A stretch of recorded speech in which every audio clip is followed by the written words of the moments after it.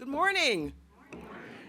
Some of you don't know this, but I am a very proud former trustee of the Queens Public Library System. Wearing my pin today. I am Councilmember Adrienne Adams, and I represent District 28 in Southeast Queens, encompassing areas of Southeast Queens, Jamaica, Richmond Hill, Rochdale Village, and South Ozone Park.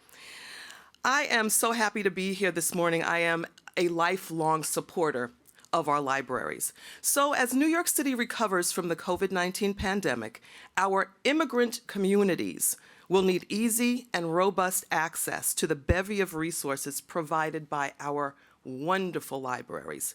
Even before the pandemic, immigrants, particularly seniors, relied on public libraries to learn English, take citizenship classes, relied on public libraries to apply for jobs, help their children with homework, and improve their digital literacy.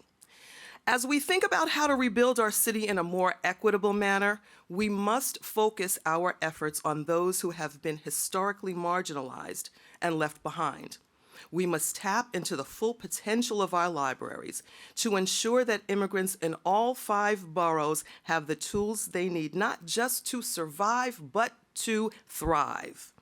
To start off, each library brand should develop and offer resources in multiple languages, not just English.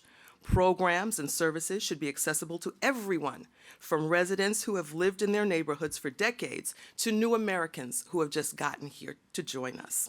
Library staff should also receive additional professional development training, including cultural competency training, that will enhance their ability to serve immigrant communities more effectively. This is a worthy investment in our libraries that will benefit not just staff, but patrons as well. Finally, I believe library branches should hire outreach librarians that come directly from within the communities that they serve. I happen to serve District 28, which is one of the most diversely beautiful places on the planet.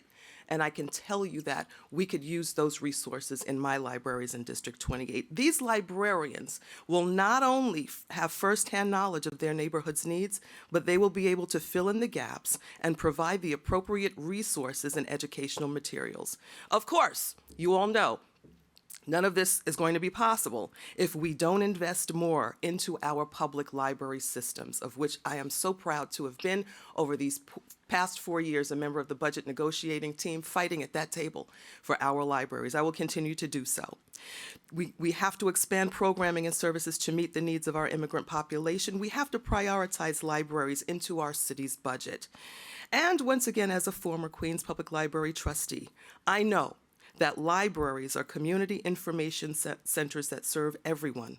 Libraries have the power to make a huge difference in the lives of our immigrant communities, so now it's up to all of us to make that happen, and I'm confident that together we're going to do just that.